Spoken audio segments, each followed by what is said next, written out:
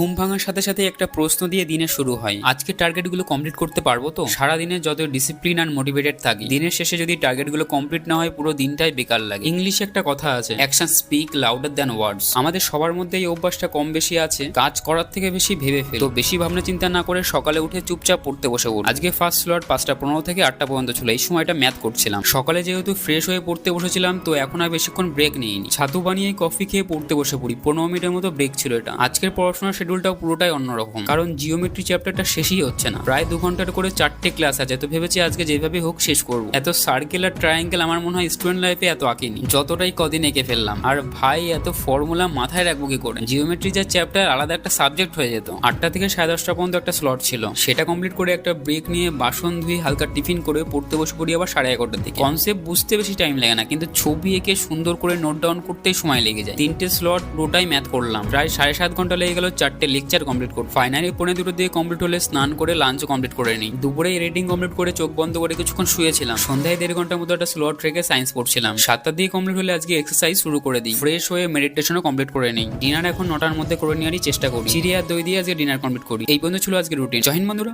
আজ ছিল ডে 71।